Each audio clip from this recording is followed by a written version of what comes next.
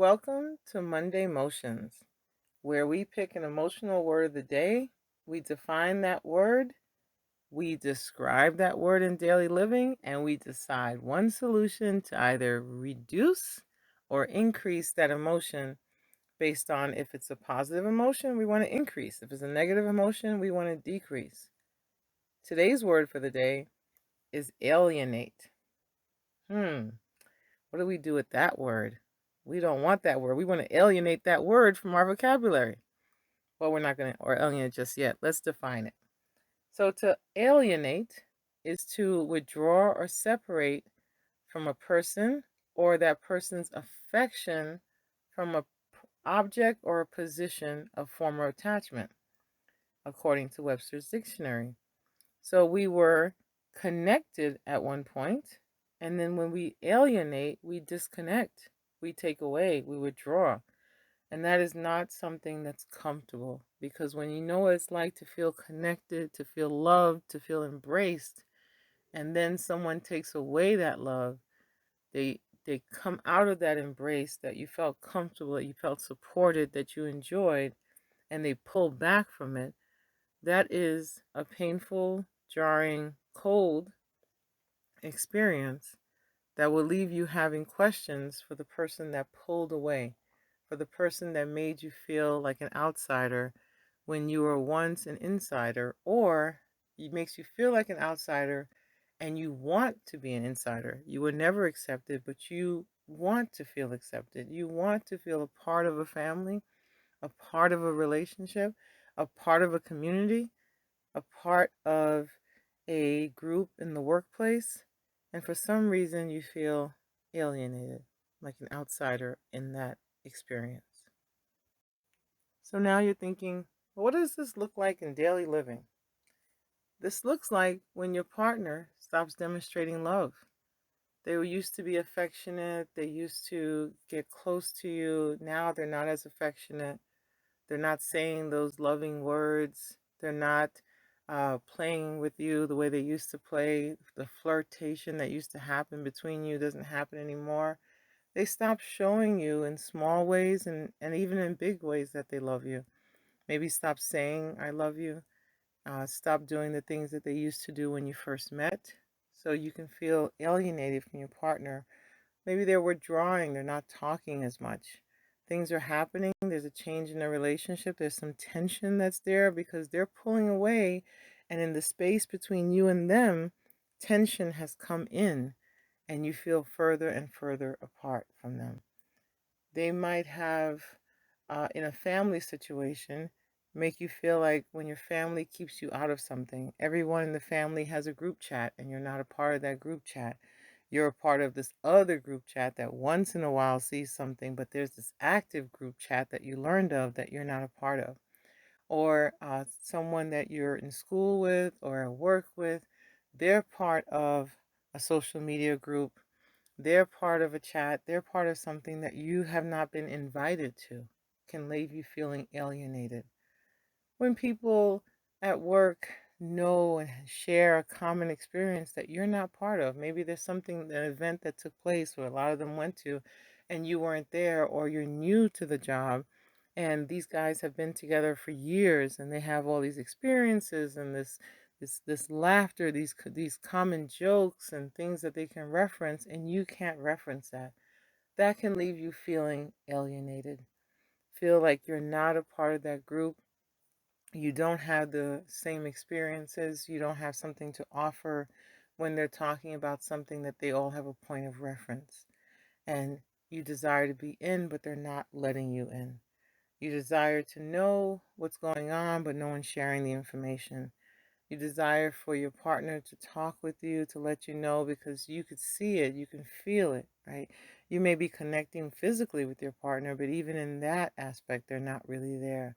They're there, but they're not emotionally there. They're not the same.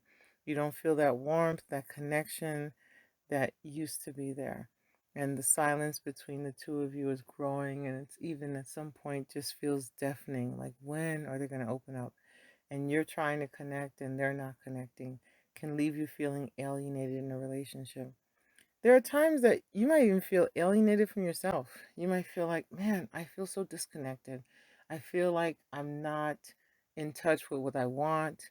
I'm not as happy as I used to be. I'm just not as satisfied. I feel restless. So sometimes it's not just alienation from another person.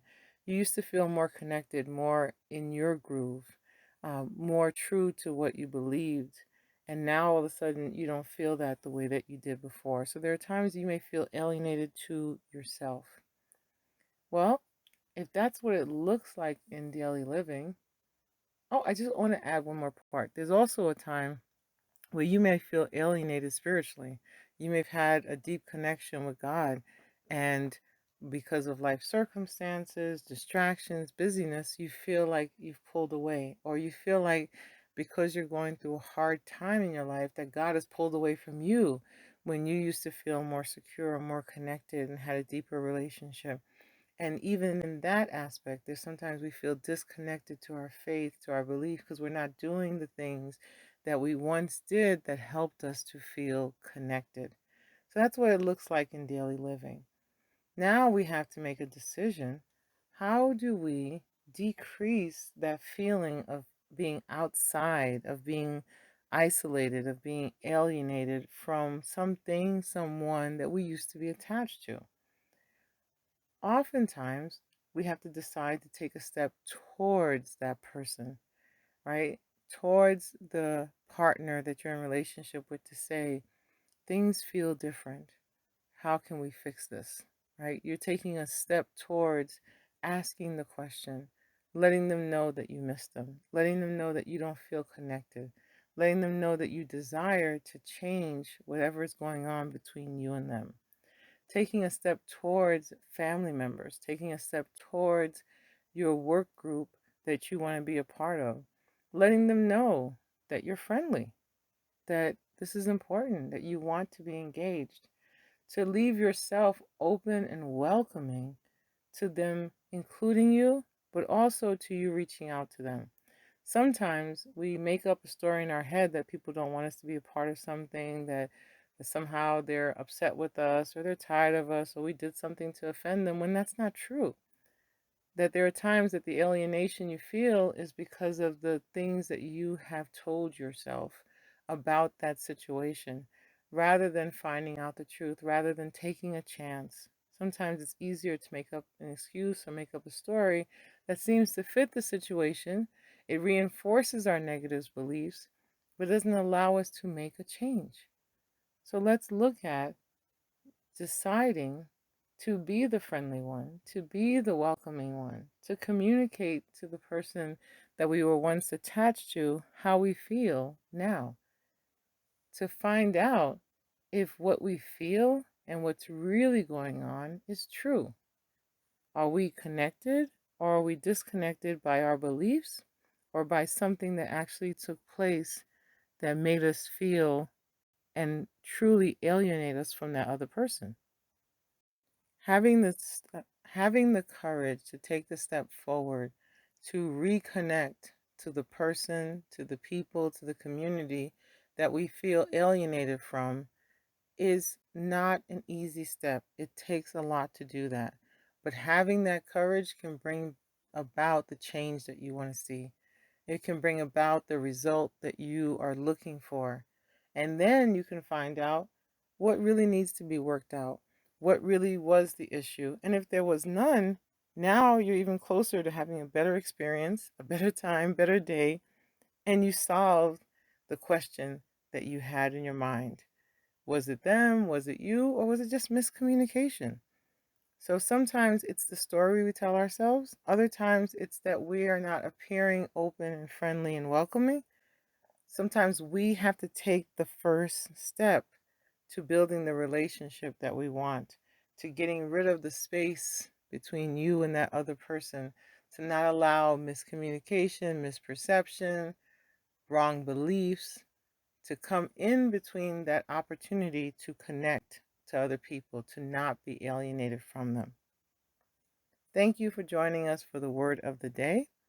Today's word was alienated, and we have decided that we are going to eliminate that from our lives by being more friendly, by asking the questions, by being welcoming, by making that opportunity, by having the courage to connect.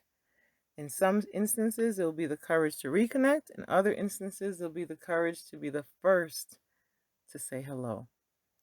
So I hope for you today that you are the first to say hello, the first to say, I miss you, to someone that you were connected to before that you want to reconnect to again.